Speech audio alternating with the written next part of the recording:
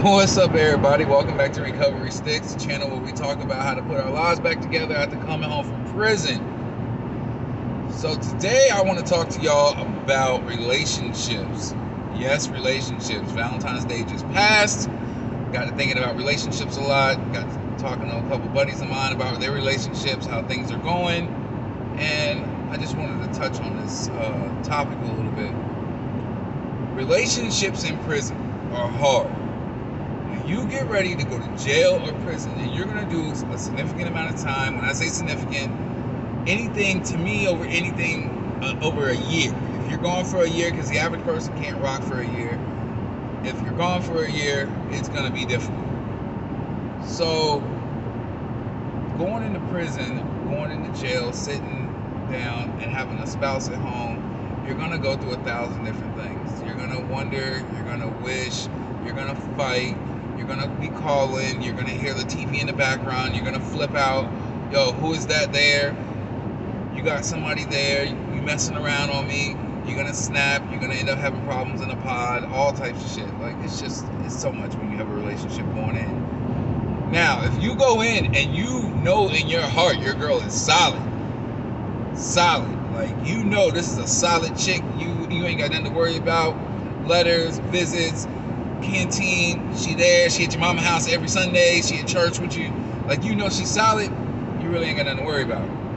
But if you had a wild girl in the street and she was wild while y'all were together, she was wild before you met her, and then you decide to wife her and fall in love with her, yeah, you're gonna have a little bit of an issue. But needless to say, so when you come home and you decide that you want to rekindle relationships, find relationships, you know, get you a little piece of that tank, get you a little piece of that, you know, you've been gone.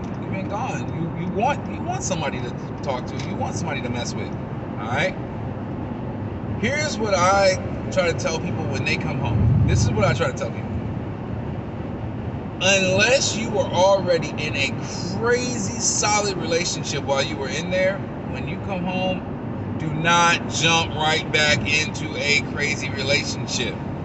It's okay to have a support system. It's okay to have a girl you rock with. It's okay to have a man you rock with. But get yourself settled first. You cannot come home and jump into a relationship and decide to get married 4 months. 4 months from when you came home, and you only been at your job for 2 months. That shit don't work. It don't work at all. When you come home, of course you're looking for that affection and love, and you want to smell the girl because you haven't been around her. You want to smell of a man because you haven't been around him. You're looking for all that. That's super. I get it, 100%. Everybody's like that. I was like that. But what I'm starting to see, and I'm seeing a lot of around my circle, is people are coming home. They're meeting people on Facebook, Instagram, Snapchat, whatever, and then they're talking about they're getting married 3-4 months from now. Like, what? You don't even know this person's favorite color. You don't even know their last name. You can't even spell their first name, and you want to get married? What the hell? That is not how we rock. That is not what's going on. So what I try to tell people is, make sure when you come home, you get yourself settled, you get yourself structured, you have you a job or a form of income that's positive and not illegal. You have a good support system. You've been working with different outreach centers. You've been working with different organizations on getting you stable. You've got your mode of transportation. You got your car, or whatever your mode of transportation is. You got your clothes. You got everything you need to be a stable human being on your own. All right, on your own. And why I say on your own, because if something goes wrong in this relationship, if some shit just pops off and it's not good, and you've built half of your release around this person, when things go wrong, you're not going to know how to stand on your own, and you're not going to have the tools to stand on your own because you leaned on this person so much. And that's why I tell people, so that's why I'm always telling people, be able to lean on yourself, be able to live life by yourself, be okay with being by yourself, and don't be one of these people who have to have somebody. That's not how we're rocking.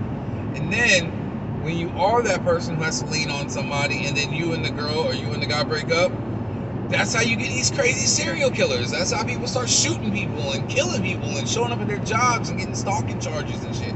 That's what happens. Because they didn't know how to be by themselves. You know, you got to know how to be by yourself. So, I encourage everybody who's coming home, find you somebody that you can build with, but find you somebody who understands that you're coming home from prison or jail. Find you somebody who understands that you're getting out of lockup, you're trying to get stable, you're trying to get even, you're trying to get structured, you still haven't been home for fucking 6 months, you don't know what the next season is going to look like at your job, you don't really know what's going on, but you would love to spend time with them, you would love to get to know them. Don't move into their house just because you want somewhere to live. Yo, let me tell you, I got a buddy of mine who he came home from prison. I think he did like 2.5 years, something like that. He had came home from prison and he was supposed to go to a halfway house. So he gets to the halfway house, and he went to the halfway house because he didn't have an address. So while he's at the halfway house, I was at the same halfway house with him, but while we're at the halfway house, he ends up getting a job. He's working at a retail store, and while he's at the store, he ends up meeting a girl who goes to college in the city we live in. So the girl's family has good money, and you know they're putting her through school, paying for an apartment, paying for everything else. And you know, my boy came home, he good shape, this, that, and the other. She fell in love with the man. He's a bad boy, this, that, and the other. So one day he comes to me and he's like, yo, I'm finna get about this halfway house. I'm like, what are you talking about? He's like, yeah, I'm finna get about this halfway house. I'm finna move in with Shawty. I was like, bro, don't do it. He was like, why? I was like, if some shit go wrong, you just out there. Like, you gonna be out there. He's like, man, I got her wrapped around my finger. She ain't going nowhere. She's good. She's buying me this. She's doing this. She's doing that. She's in school. I'm like, bro, don't do it. Don't do it. Don't do it. I'm like, man, this is not the look. Like, some shit go wrong, you out there. Like, stay at this halfway house. Build you up some money, get your own place, rock your job out for a little bit, buy a car, you know, get stable, man. Become a grown man. You know, you don't want to live up under some chick just because she has a place and you don't want to be in a halfway house. That's not cool. Alright. So, you know, obviously, he tells me, man, you don't know what you're talking about. I got this, I got this. I keep trying to tell him, like, bro, that's not what you want. He's just like, I got this, I got this, I got this. I'm like, alright, cool, whatever. He ends up leaving the halfway house and he ends up going with this chick, and I think he was with her for about 5 months. Coming to the end of the school semester, he just realized that he didn't really want to be with her.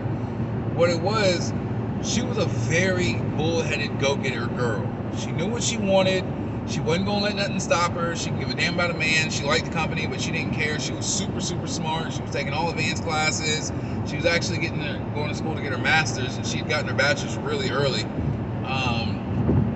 And she was trying to help him. But he really wasn't trying to look for the help. What he was trying to do was just trying to kind of mooch off of her. And what she wanted to see him do was become a better man. And he wasn't trying to go for it. So he ends up calling me one day. And he's like, yo, I'm like, yo, what's up? He's like, hey, you got a place I can stay? I'm like, place you can stay? I thought you was at Shorty house. He was like, nah, man, she kicked me out. I'm like, well, damn, bro. I'm sorry. I'm renting a bottom basement from this dude. And, you know, I don't want to just bring somebody into his house. You know, you can stay on the couch a couple days, but you can't, like, stay. You know what I mean? He was like, all right. So he comes over. He has all his 2 bags or whatever. And gets on the couch, and you know, I go to the store, grab something to drink real quick, come back, we start chopping it up. And he's telling me how he had called his family, this, that, and the other. The family told him he couldn't come back home. He had to figure it out. He had called homeboys, homegirls. They told him, hey man, you got to figure this out. You jumped out there. You had a good setup, this, that, and the other. You know, this, that, and the other. This is what it is. This dude ended up he had a good job. He really did have a good job. He actually made good money as a manager of the store. And living with Shawty, he ended up buying a car, but he had to make payments on the car. Got his clothes up, got everything else up together. You know, good guy. But he depended his whole entire structure around Shawty. So when Shawty kicked him out, He didn't have nowhere to go. He couldn't take showers nowhere. He was stinking. Wasn't getting no sleep. He was sleeping in his car. Couldn't really get himself together. He was going up in the gym, just taking a shower whenever he could sneak in the gym, and just kind of trying to survive. Eventually, he ended up losing his job because he lost his job. He couldn't pay for his car. Because he couldn't pay for the car, they had to come and repo it. When they repoed his car, he's left with all this stuff, and he's walking, he's catching the bus.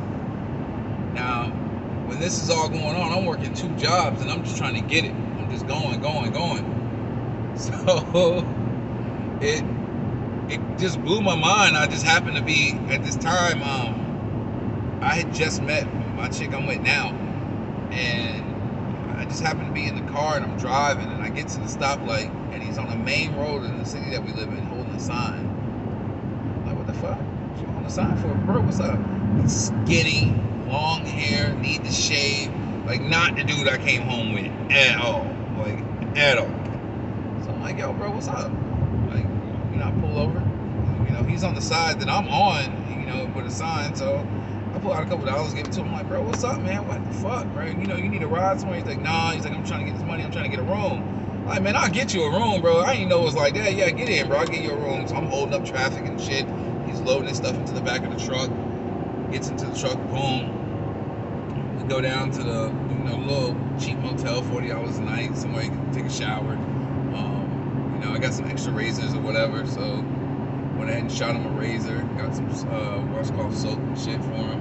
And I'm like, bro, what the fuck going on? He told me. He said, man, after Shawty left him, everything just went bad. He ain't had no support. Nobody would help him. And I said, I told you before you left not to leave. And he was just like, yeah, man, I know, man, but I just wanted to do this. I wanted to do that. And, I just didn't want to be here.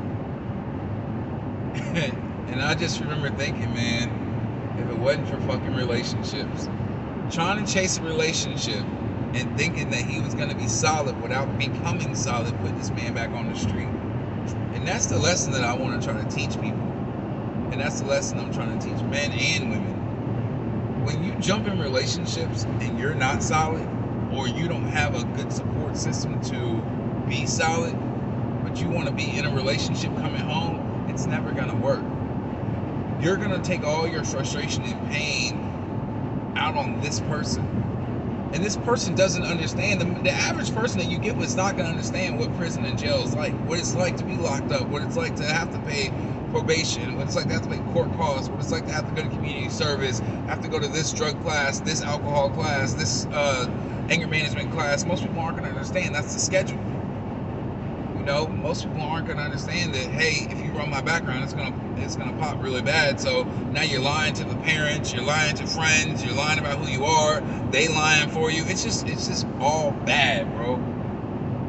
But if you come into the situation and you're structured and you're like, look, I already got my shit taken care of, I'm good, I'm 100% good, I can stay right where I am and be good, I can have you or I don't need you, it is what it is, but I just like to get to know you. Then from what I can see and from what I know and from what I've been through, it works better. It works a lot better. So, in this message of Recovery Sticks, please keep in mind that it is super important to take care of yourself and build structure before everything else goes wrong. Yo, it's Sticks from Recovery Sticks. 1.